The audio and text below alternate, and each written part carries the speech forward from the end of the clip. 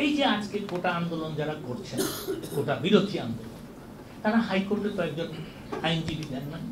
হাইকোর্টের তো নিয়ম আছে যে সরকার, অফকোর্স অ্যাটর্নি জেনারেল সাহেব আর্গুমেন্ট করেছেন, তাকে সহায়তা করতে পারতেন, নিজেরা ইন্টারভেনার হয়ে তারা বলতে পারতেন আমরা যে মামলা হয়েছে আমাদের কিছু বক্তব্য আছে, আমাদের কথা কিচ্ছু বলে না, তারা যায়ও নাই, তারা শুনেও নাই। হঠাৎ একদিন সকালবেলা যখন হাইকোর্টের রায়ের কথা পত্রিকায় বেরোলো, তারা জন্ম নিলেন ওনারা হঠাৎ কোটা বিরোধী আন্দোলন করতে হবে। ভালো কথা। তারপর কি হলো? ওনারা হাইকোর্টে যাবেন না, ওনারা রাস্তায় থাকবেন।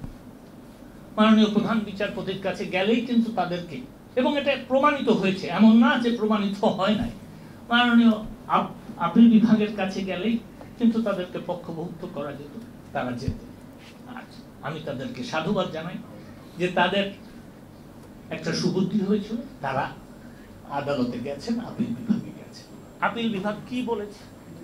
আপিল বিভাগ বলেছে যে আমরা শুনব এবং আমরা করব, কি বলে, আমরা তারপরে 1 মিনিট আমি পড়েই দিব, তার কারণ আমি যখন কথা বলি আমি স্পষ্টতই এটা থাক যে আমার কথার মধ্যে কোনো ভুল নাই, এটা করেই আমি বলতে চাই, সেই জন্য আমি এটা একটু পড়েই দিব। আপনারা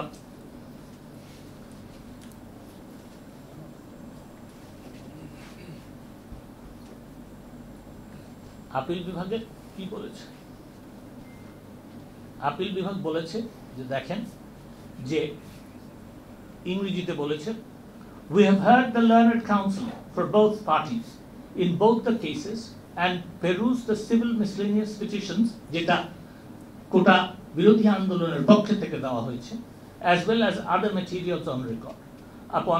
Upon hearing, the parties are directed to maintain status quo in respect of subject matter of the case till filing of civil petition for leave to appeal, মানে আসল আপিল ফাইল করা পর্যন্ত স্ট্যাটাস কো। তারপরে আবার পরিষ্কার করে দিয়েছে, the impugned judgment of the High Court Division, মানে হাইকোর্ট ডিভিশন যে রায় দিয়েছে, shall remain inoperative till that period. In addition, the following observations and directions are given.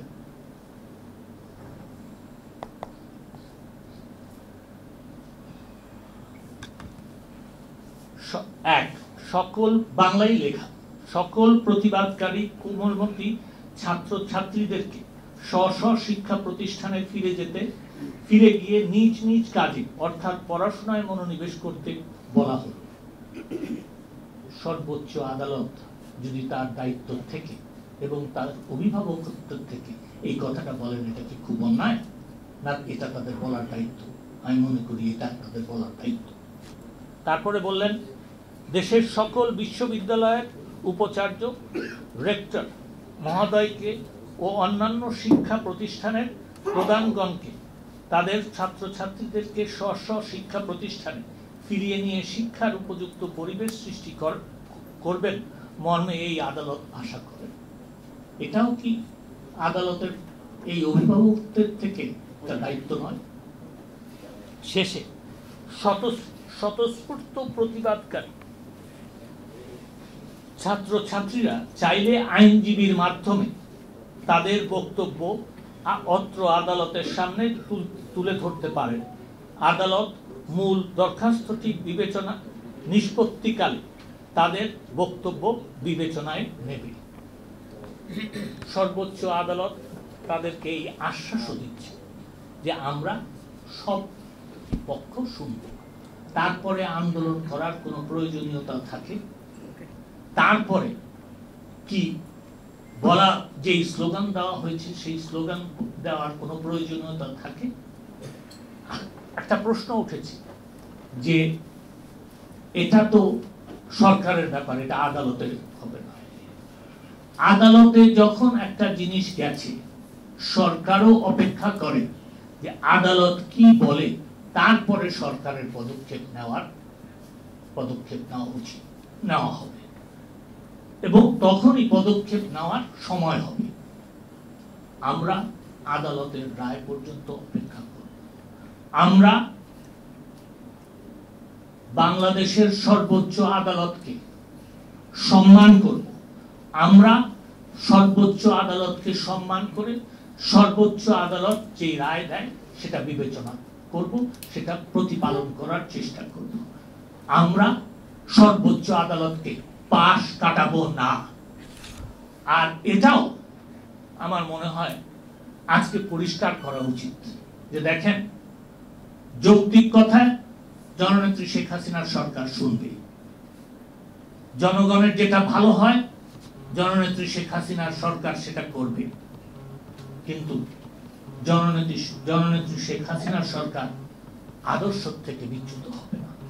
সেই আদর্শটা কি? বাংলাদেশের জাতির পিতা বঙ্গবন্ধু শেখ মুজিবুর রহমান। বাংলাদেশের মুক্তিযুদ্ধকে কেউ কটাক্ষ করতে পারবে না, বাংলাদেশের মুক্তিযুদ্ধের চেতনাকে কেউ নষ্ট করার চেষ্টা করতে পারবে না, বাংলাদেশের বীর মুক্তিযোদ্ধাদের কেউ অসম্মান করতে পারবে না। আমাদের এই চেতনা নিয়ে এগিয়ে যেতে হবে। আমি আপনাদেরকে সকলকে আহ্বান জানাই, সেই চেতনায় উদ্বুদ্ধ হয়ে বাংলাদেশকে 2041 সালে উন্নত বাংলাদেশ এবং একটা আইনের শাসন প্রতিষ্ঠিত দেশ হিসাবে পরিচিত করার জন্য সেই সংগ্রামে লিপ্ত।